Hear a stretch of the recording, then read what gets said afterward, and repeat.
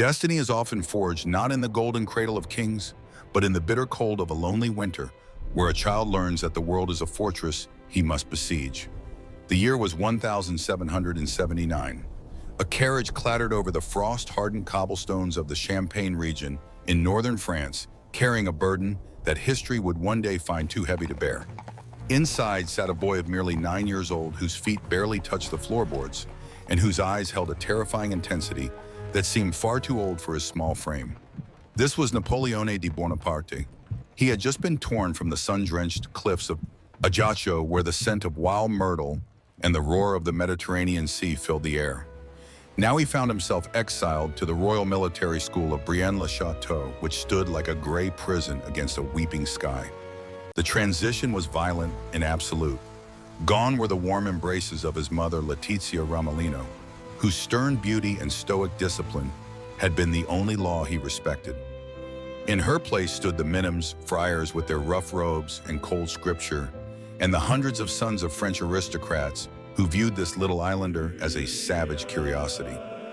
The air here smelled of damp wool and old stone. It chilled him to the bone in a way that the sea breeze of Corsica never had. He stood alone in the courtyard while the pale sunlight struggled to pierce the fog. He tightened his coat not just against the wind, but against the stares that began to encircle him, like wolves sensing a wounded animal. When the roll call was taken, his humiliation began in earnest. The master called out his name, and he answered with the thick, guttural accent of his homeland. To the refined ears of the French nobility, his voice sounded rough and peasant-like. They laughed. They twisted his name, Bonaparte, into la paille au nez, which meant the straw in the nose. The laughter echoed off the high stone walls and settled deep into his chest. It was a poison that would burn for decades. He looked around the circle of sneering faces and saw not brothers in arms, but enemies who despised his very existence. He retreated into himself. The library became his sanctuary, and silence became his armor. But in the quiet moments of the night, when the dormitory was filled with the breathing of sleeping boys, he would close his eyes and summon the image of Letizia.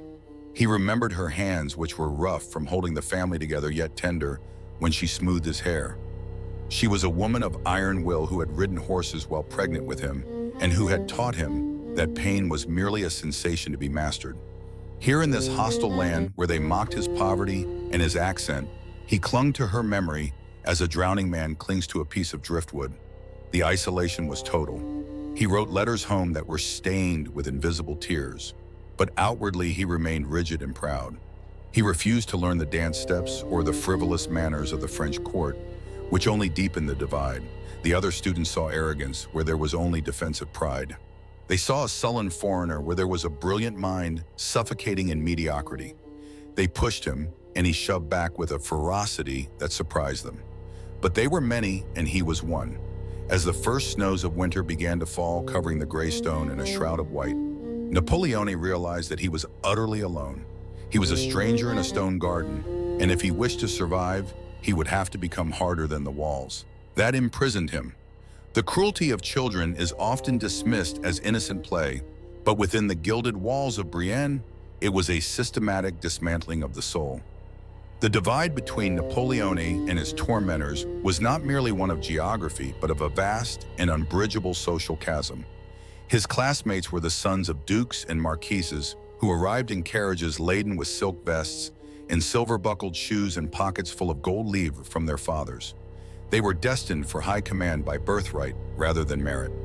In stark contrast, the young Bonaparte was a scholarship student living on the king's charity, whose uniform was always clean but threadbare, and whose boots had been resoled too many times to count.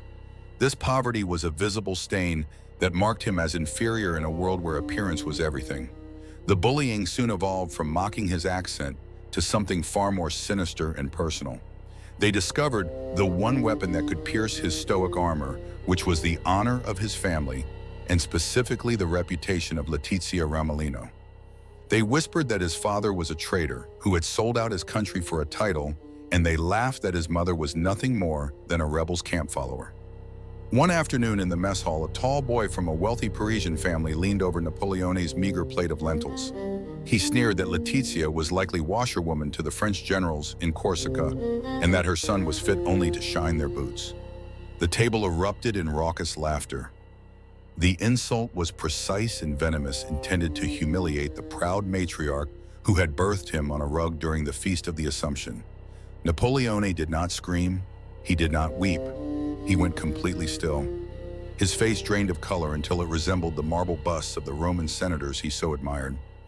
His gray-blue eyes turned into shards of ice that seemed to look through the bully and into a future where such men would bow before him. He gripped his utensils until his knuckles turned white, but he held his tongue because he knew that in this moment, violence would only confirm their prejudice against the savage Corsican. Instead, he swallowed the bile that rose in his throat and committed every laughing face to memory. He realized then that their power came from their names and their money, while his power would have to come from something they could not buy. He retreated further into the fortress of his mind. While the aristocrats spent their allowances on sweets and gambling, Napoleon invested his hunger in the library. He devoured books with a desperate intensity, reading Polybius and Plutarch until his eyes burned. He walked with the heroes of antiquity. Alexander the Great and Julius Caesar became his companions, replacing the friends he did not have. In the solitude of the study hall, he built an empire where merit outweighed birth and where a man's worth was measured by his intellect and his will. He imagined Letizia standing beside him like a Roman matron, proud and vindicated. Her imagined presence gave him the strength to endure the taunts that followed him down the corridors. The seasons turned and the gap widened. The aristocrats played at war with toy soldiers, while Napoleon studied the mathematics of ballistics and the geometry of fortifications.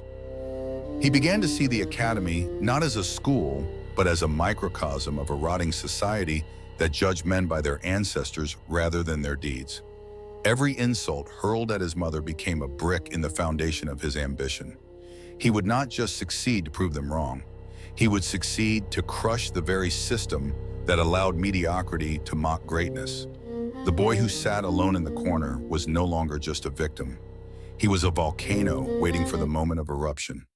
The winter of 1783 descended upon Brienne with a ferocity that turned the French countryside into a graveyard of white silence. For weeks, the snow fell in relentless sheets, burying the gardens and the training grounds under feet of ice that made traditional drills impossible. The masters retreated to the warmth of their hearths, and the students were left to their own devices in the freezing courtyard. Boredom began to set in among the sons of the nobility, who kicked aimlessly at the drifts and complained of the cold. They looked for distraction, and their eyes turned once again to the solitary Corsican, who stood watching the geometric shapes of the snowflakes with a strange intensity. But this time Napoleon did not retreat into a book or shrink away from their gaze. He saw in the heavy wet snow not an obstacle, but a raw material waiting for a master architect. He stepped forward into the center of the courtyard, and his voice rang out with a new authority that cut through the biting wind. He did not ask for their attention, he commanded it. He ordered them to stop their idle shivering and to take up shovels and wheelbarrows. The boys who had mocked him for his accent and his poverty paused in their tracks, confused by this sudden reversal of the natural order. Yet there was something in his eyes that compelled obedience, a spark of the general he would become. He divided the students into battalions and assigned them specific tasks with the precision of a Roman engineer. They began to build not a mere mound of snow, but a sophisticated fortification complete with bastions and ramparts and defensive angles calculated to deflect incoming fire. For 14 days, the courtyard was transformed into a theater of war. The taunts about his mother ceased, completely replaced by breathless requests for orders. The bullies who had once poured water in his bed now looked to him for strategy. Napoleon stood atop his icy citadel, his breath misting in the freezing air like cannon smoke. He directed the attacks and the counterattacks with a ruthless efficiency. He taught them how to pack the snow into hard projectiles that could bruise bone, and how to flank an enemy who was distracted by a frontal assault. In the heat of this frozen battle, the class distinctions dissolved. There were no dukes or peasants here, only soldiers and their commander. The masters watched from the high windows in stunned silence, witnessing a 14-year-old boy turn a chaotic mob into a disciplined legion. The siege of the snow fortress became legendary within the school. It was brutal and uncompromising. When a stone was found inside a snowball that struck a student, the masters intervened to end the war, but the lesson had already been seared into the minds of everyone present. Napoleonic had tasted the intoxicating drug of command. He realized that men would follow anyone who could lead them to victory, regardless of his birth or his accent. The snow eventually melted and the gray mud returned, but the dynamic had shifted forever. He was no longer just the victim of their cruelty. He was a force of nature that they respected out of fear. As the spring thawed the ice of his fortress, Napoleonic looked at the muddy puddle that remained of his great creation. He understood then that power was transient and required constant maintenance. He had defended his honor not with words, but with superior tactics. The memory of Letizia remained his moral compass, but he now had a new tool in his arsenal. He had learned that the world would forgive a man anything, even poverty, and a strange name, if he could promise them glory.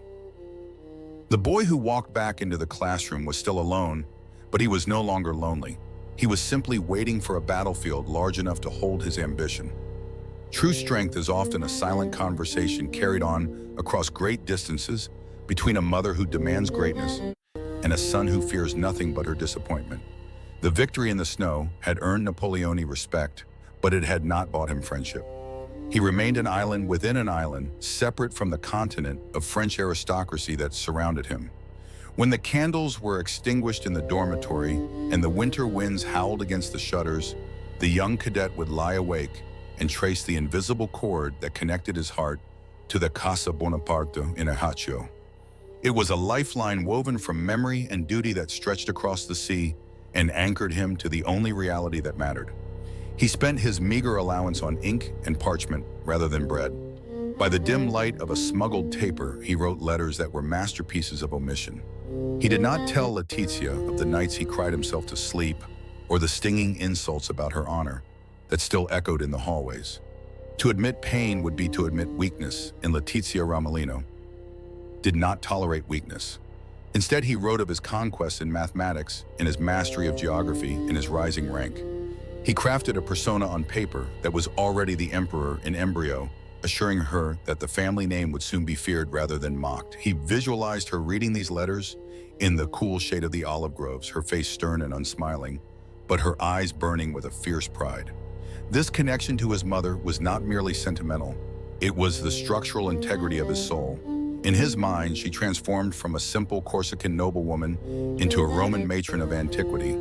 She became Volumnia, or Cornelia, the mother of the Gracchi. When the bullies whispered behind his back, he would summon her image. He would see her, standing tall during the wars of Corsican independence, carrying him in her womb while shells fell around her. He reasoned that if she could endure the roar of cannons while pregnant, he could certainly endure the whispers of spoiled children. Her imaginary gaze stiffened his spine and dried his tears before they could fall. She was his internal judge, and the only audience he sought to please. The psychological burden was immense for a boy of 15.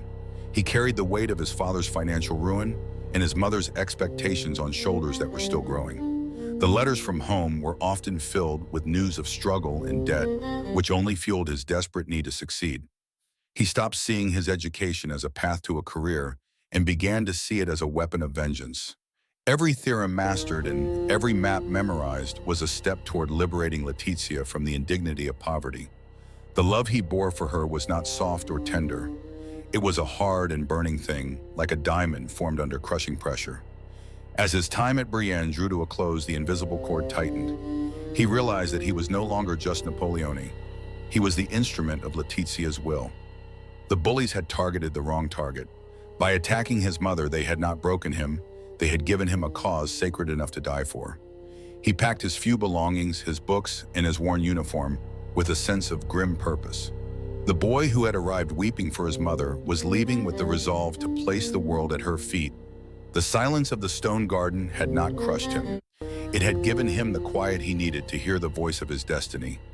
In the autumn of 1784, the gates of Brienne opened one last time for the young Corsican. He was 15 years old, and the boy who had arrived in tears 5 years earlier was gone. In his place stood a sub-lieutenant of the artillery who wore his uniform with a severe and terrifying elegance. He was bound for the École Militaire in Paris, which was the beating heart of the French war machine. As the carriage pulled away from the gray walls that had been his prison, he did not look back. There was no nostalgia in his gaze, only the cold calculation of a surveyor, measuring the distance between his humble origins and the throne of the world. The taunts of La Paix au nez faded into the wind, but the memory of them had crystallized into a diamond-hard resolve. He had chosen the artillery because it was a branch of science and merit. In the infantry, a man rose by his name, but in the artillery, a man rose by his ability to calculate the trajectory of death. It was the perfect weapon for an outsider who wished to level the playing field. He vowed then that he would master the cannon until it sang with a voice louder than any aristocrat's insult. He would turn the mathematics of war into an art form that would force the haughty kings of Europe to acknowledge the son of Letizia Ramolino. The bullying had stripped him of his innocence, but it had given him something far more dangerous, which was the absolute certainty of his own genius. When he arrived in Paris, he walked with a new cadence. He was no longer the victim of a schoolyard tragedy. He was a predator entering a larger hunting ground. The insults to his mother had not shamed him, they had radicalized him against the old order. He saw the rotting monarchy of France not as a system to be served, but as a structure to be dismantled and rebuilt in his own image.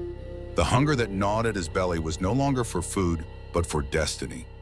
He wrote one final letter to Corsica before plunging into the chaos of the revolution, promising his mother that patience was merely the time required to load the gun. Epilogue. The shadow of the eagle history is a harsh teacher that often uses cruelty to forge its greatest instruments. If the boys at Brienne had been kind to the little Italian stranger, perhaps, he would have become a mediocre officer or a forgotten writer. But their scorn carved out the hollow space in his soul that only the conquest of a continent could fill. They mocked a mother's honor, and in doing so, they inadvertently drafted the death warrant of the Holy Roman Empire. Letizia Ramolino would live to see her son place a crown upon his own head, and the kings who had once looked down on her family would eventually wait in her antechamber for a moment of her time. The emperor sleeps now in a tomb of red quartzite under the golden dome of the Invalides, but the echo of his footsteps still shakes the foundations of the world. We are left to wonder at the terrifying alchemy of fate that turns a bullied child into the master of Europe. To understand the giants upon whose shoulders the world rests, we must first understand the scars that drive them. Subscribe to this channel and ring the bell to join us as we uncover the hidden psychology of history's greatest figures. The past is not dead, it is merely waiting for you to listen.